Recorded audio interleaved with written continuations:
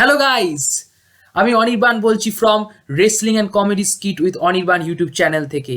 আপনারা সকলে কেমন আছেন? আশা করি ভালোই আছেন।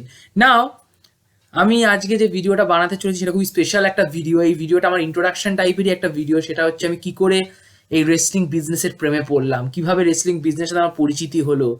তো সেটা নিয়ে আমি কিছু ছোট ছোট ক্লিপ, ছোট ছোট পিকচারের মধ্যে দিয়ে আমি সেগুলো বোঝাবো, মানে বলতে চাই আপনাদের সকলকে, আমার সাবস্ক্রাইবারদেরকে, আমার ভিউয়ারদের, যারা এই ভিডিওটা দেখছেন তাদেরকে। তো ফার্স্ট অফ অল, এখানে যে গেম, প্রথমত আমি বলি যে আমি যখন ছোট ছিলাম, লাইক যখন আমি ক্লাস 6-7-এ পড়তাম, 2011, 2011-12, তখন আমার অনেক বন্ধুরা দেখতো রেসলিং এবং তারা বিভিন্ন প্লেয়ারদের নাম বলতো, লাইক সেমাস, রাইব্যাক, ওই সময় যারা যারা পপুলার ছিল, জন সিনা, র্যান্ডি ওটন, আলবার্তো দেল রিও, ওয়েড ব্যারেট, যাই হোক। তো ওদের থেকে আমি প্রথমে শুনেছি, বাট আমি তাও কখনো এই ইন্ডাস্ট্রির প্রতি সেরকম ইন্টারেস্ট দেখাইনি সেই সময়।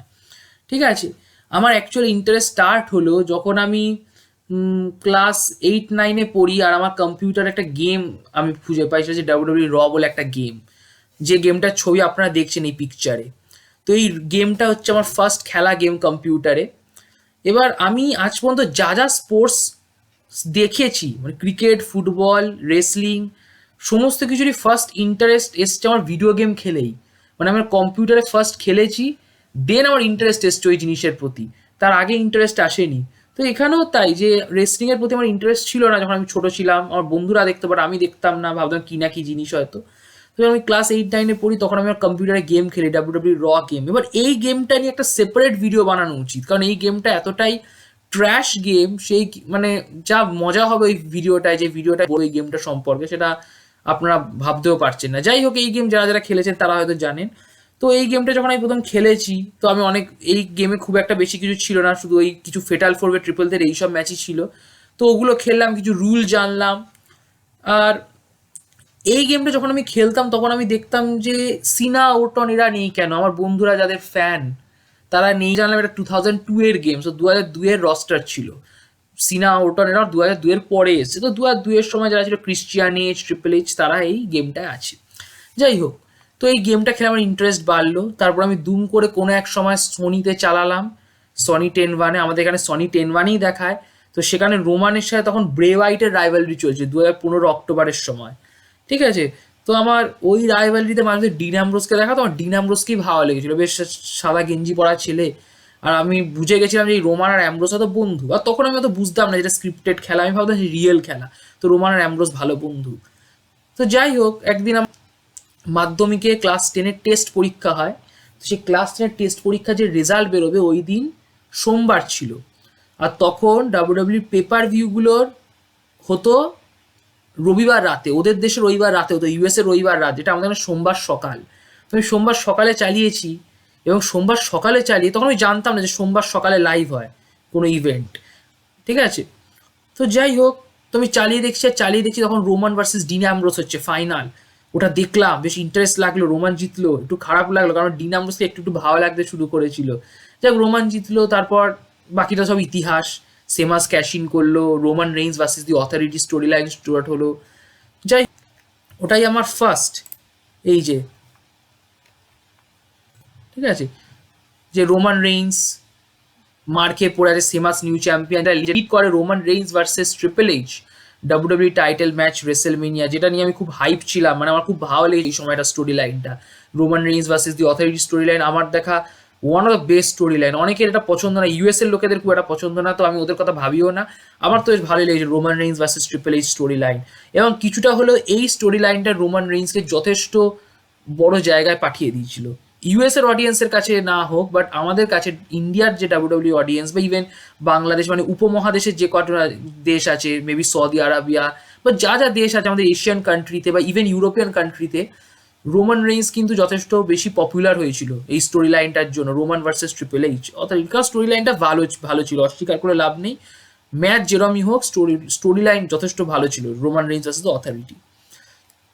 যাই হোক, এবার ওই রেসেলমেনিয়াতেই আরও কিছু সাইড ম্যাচ ছিল, যে ম্যাচগুলোর স্টোরি আমি দেখেছিলাম, কারণ আমি ওই সময় থেকে র ফলো করতে শুরু করি। একদিন সকালবেলা চালিয়েছিলাম, মঙ্গলবার সকালবেলা, আর ওই দিন আমি দেখলাম যে লাইভ লেখাটা, তার মানে বুঝলাম যে না, এরা মঙ্গলবার সকালে লাইভ দেখায় র, মানডে নাইট র আমাদের এখানে মঙ্গলবার সকালে লাইভ দেখায়। তো যাই হোক আমি এগুলো ফলো করতাম, Jericho versus AJ Styles rivalry follow করেছি, আন্ডারটেকার ভার্সেস শেন ম্যাকম্যান আমার তো বেশ ভালোই লেগেছিল স্টোরি লাইনটা, Hell in a Cell, and even তোমার Dean Ambrose versus Brock Lesnar যে সাইড স্টোরি, ঠিক আছে, সেটা আমার স্টোরি লাইন ভালো লেগেছে। আমি ম্যাচগুলো নিয়ে খুব একটা কমেন্ট করতে চাই না যে ম্যাচগুলো কেমন, সেটা একটা সেপারেট কোনো একটা ভিডিওতে আমি বলতে পারি, but I think story line অনুযায়ী তো সবই বেশ ভালো ছিল, সবই ইন্টারেস্টিং ছিল। দেন আমরা ড্রাফট পাই, ঠিক আছে, ড্রাফট এই জিনিসটা আমার ইন্টারেস্ট আরও বাড়িয়ে তোলে যে ড্রাফটটা কী জিনিস আরও বুঝলাম না। এর একটা জেনারেল ম্যানেজার থাকবে, র চালাবে স্টেফেনি ম্যাকম্যান আর তার অ্যাপয়েন্টেড জেনারেল ম্যানেজার মিক ফোলে, আর স্ম্যাকডাউন চালাবে শেন আর তার appointed general manager Daniel Bryan. তো এই যে 2016 সালটা, এটা আমার ইন্টারেস্টটা আরও বাড়িয়ে দেয় রেসলিংয়ের প্রতি। এবং ওই সময় আমি আরও রিসার্চ করতাম, ফোনে রিসার্চ করতাম যে 2 কী হয়েছে, 3 কী হয়েছে, ড্রাফট কী জিনিস, জেনারেল ম্যানেজার কী করে, এর আগে কারা কারা চ্যাম্পিয়ন হয়েছে, এগুলো আমি উইকিপিডিয়া গুগলে সার্চ করতাম, বিভিন্ন ইভেন্টগুলো সার্চ করতাম, like WrestleMania 2004, baby royal Rumble 2003, তো এরকম করতাম। তো যাই হোক এই ড্রাফট হলো, ড্রাফটটা তো আমার বেশ দারুণ লেগেছিল, ঠিক আছে। ওরা রলিন্সকে চুজ করেছে, স্ম্যাকডাউন অ্যামব্রোসকে, তারপর ট্রিপল থ্রেট ম্যাচ হয়েছিল ব্যাটেল গ্রাউন্ডে, শিল্ড ট্রিপল থ্রেট ম্যাচ, দারুণ স্টোরি, ম্যাচও বেশ ভালো ছিল। তারপরে আমরা পাই জন সিনা ভার্সেস এজে স্টাইলের যে রাইভালরিটা, অসাধারণ। আমার ফার্স্টে এজে স্টাইল যখন ডেবিউ করেছিল আমার তখন অতটা ভালো লাগেনি এজে স্টাইল, কারণ আমি চিনতাম না, ওই সময় আমি রিসার্চ করিনি, আমি জানতাম না যে এজে স্টাইল একটা টিএনএ এর লেজেন্ড বা নিউ জাপান প্রো রেসলিং এর legend, ring of honour legend. আমি ওইসব ইন্ডাস্ট্রির ব্যাপারেই জানতাম না তখন, সবাই শুরু করছি না দেখা, ইন্টারেস্ট ধীরে ধীরে বাড়ছে, ফোনে ঘাটছি। তো আমি এজে স্টাইলকে সেরকম খুব একটা চিনতাম না ওই টাইমে। তো আমার ফার্স্টে এজে স্টাইলকে খুব একটা ভালো লাগেনি, প্লাস এজে স্টাইলটা হিল ছিল, আর ওই সময় আমি মনে করতাম যে রেসলিং স্ক্রিপ্টেড নয়, রেসলিং রিয়েল। তোমার এজে স্টাইলকে ভালো লাগতো না, বাট এই যে সামার স্ল্যাম জন সিনা ভার্সেস এজে স্টাইল, এই ম্যাচটা আমার সাইড লাইন পাল্টে দেয়, যে আমি দেখলাম যে না, এজে স্টাইল যথেষ্ট ভালো প্লেয়ার। তারপর তো আমি ধীরে ধীরে 16 শেষে জানতে পারলাম যে রেসলিং স্ক্রিপ্টেড, 2016 শেষের দিকে। তো যাই হোক, স্ক্রিপ্টেড জানার পর আমার যেন ভালোবাসাটা আরও বেড়ে গেল রেসলিংয়ের প্রতি, যে এত সুন্দরভাবে এরা স্টোরি বানায়, এই বানায়, এত ভালোভাবে পোর্ট্রে করে, একটা সিনেমার মতো, মুভির মতন। তো যাই হোক আমার আরও ভালো লাগতে লাগলো। যাই হোক, তো 16তে যে এই সিনা ভার্সেস স্টাইলস রাইভালরি আমার দেখা one of the best rivalry, and Ambrose versus AJ Style rivalry খুবই আন্ডাররেটেড রাইভালরি। আমি ইন্ডিয়া বা বাংলাদেশের কথা বলছি না, ইউএসের দিক থেকে, ইউএস পার্সপেক্টিভে Dean Ambrose versus AJ Style রাইভালরিটা খুব একটা মানে ওরা নাম নেয় না, বাট আমার দেখা one of the best rivalry Ambrose versus AJ Styles, ঠিক আছে। And this AJ versus Ambrose rivalry, James এলসওয়ার্থের তোমার introduction, James Ellsworth, I think the whole rivalry is good. Then the No Mercy pay-per-view 2016 সালের triple threat match, AJ Style versus Ambrose versus Cena, amazing story line, ভালো match, ভালো। Dolph Ziggler versus the Miz, one of the best story line. No মার্সির ম্যাচটা দারুণ ছিল, title versus career. এই ম্যাচটা দেখে আমার মিজ এবং জিগলার দুজনের প্রতি আমি পেয়ে পড়ে গেছি। আর ওই সময় আমি টকিং স্ম্যাকও দেখতাম, তো টকিং স্ম্যাকটা দেখে আমার বেশ ভালো লাগতো। ওই টকিং স্ম্যাকে মিজের প্রোমো দেখে আমি মিজের ফ্যান হয়ে গেছিলাম ওই টাইমটা। এদিকে রতে তখন Seth Rollins versus Triple H এর স্টোরি লাইন চলছে। ক্রিস জেরিকো অ্যান্ড কেভিন ওভেন্সের এই যে ট্যাগ টিমটা, list of the Jericho, Chris জেরিকোর গিমিকটা, এটা যথেষ্ট ভালো গিমিক ছিল, এবং আমার জেরিকো অ্যান্ড কেভিন ওভেন্সের এই ট্যাগ টিমটা দারুণ ভালো লেগেছিল।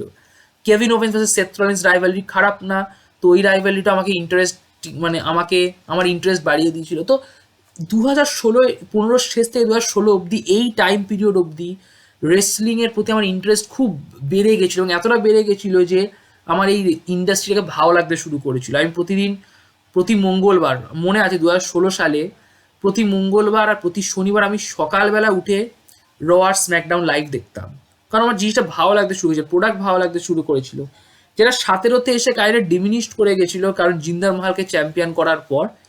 বাট তাও আমি লাইভ না দেখলে আমি পরে রিপিট টেলিকাস্ট দেখতাম, এবং ইভেন এখনও রিপিট টেলিকাস্টই বেশি দেখি, লাইভ র স্ম্যাকডাউন আর দেখা হয় না, পেপার ভিউগুলো শুধু লাইভ দেখি। বাট এই 2016তে ডাব্লিউডাব্লিউ আমার ইন্টারেস্ট যেভাবে বাড়িয়েছে, তারপর থেকে আমি ইন্ডাস্ট্রির প্রতি আর নিজেকে ফেরাতে পারলাম না। আমার ভালোবাসা যে শুরু হলো একটু একটু করে বাড়তে লাগলো, আর এখন তো আমি বেশ বড় ফ্যান হয়ে গেছি। 16 থেকেই যে ফ্যান ছিলাম, এখনও সেই একই রকম ফ্যান হয়ে আছে, হয়তো একটু বেশি হয়ে গেছি, ঠিক আছে। বাট যাই হোক, এইভাবে রেসলিংয়ের সাথে আমার পরিচয় হয়, রেসলিংয়ের সাথে আমার ভালোবাসা তৈরি হয়। সো এটাই আজকের ভিডিওর মেন বক্তব্য, যে কীভাবে আমি রেসলিংয়ের সাথে এতটা কানেক্ট করলাম নিজেকে। এছাড়া সত্যি কথা বলতে কি Seth Rollins versus Triple H যে স্টোরিটা না, এই টাইমটায় রলিন্সের স্টোরি অনুযায়ী রলিন্সের পায়ে চোট ছিল, যেটা স্টোরি লাইন ইনজুরি না রিয়েল ইনজুরি জানি না, বাট ওই সময় আমার পায়েও চোট ছিল, মানে আমারও নিতে প্রবলেম হয়েছিল, ঠিক আছে। তো আমি হাঁটতে পারতাম না, নি ক্যাপ পরে হাঁটতে হতো। সো ফ্রম দ্যাট পার্সপেক্টিভ আমি এখান থেকে ইন্সপিরেশন পেয়েছি স্টোরি লাইন থেকে, যে রলিন্স যদি ফাইট করতে পারে মানে একটা ভাঙা নি নিয়ে, তো আমি একটা সামান্য ইনজিওর্ড নি নিয়ে কেন হাঁটাচলা করতে পারবো না। আর ওই সময় আমার এক্সামও ছিল 11-এর ফাইনাল এক্সাম, তো আমি ফাইনাল এক্সামই বা কেন ভালোভাবে দিতে পারবো না। সো রেস্টিং আমাকে অনেক সময় ইন্সপায়ার করেছে, কনফিডেন্স দিয়েছে, আনন্দ দিয়েছে, এন্টারটেনমেন্ট দিয়েছে। তো সেই জন্য আমি রেসলিংকে এখনও লাইক করি, ভালোবাসি। তো যাই হোক, আজকের ভিডিওতে আমি এতটুকুই বলার ছিল যে কীভাবে আমি রেসলিংয়ের সাথে নিজে কানেক্ট করলাম। যদি আপনাদের ভালো লাগে এই ভিডিওটি লাইক মারবেন, শেয়ার করবেন, কারণ শেয়ার করা খুব দরকার, অ্যান্ড সাবস্ক্রাইব করবেন, আর নোটিফিকেশান যে বেলটা আছে ওই বেলটাতে টিপে দেবেন, যাতে পরের ভিডিওটার আপনারা খবর আগেই পেয়ে যান, যাতে ইউটিউব আগে দেখিয়ে দেয় যে wrestling and comedy squid with Anirban YouTube channel থেকে একটা ভিডিও এসছে। So thank you very much and good bye.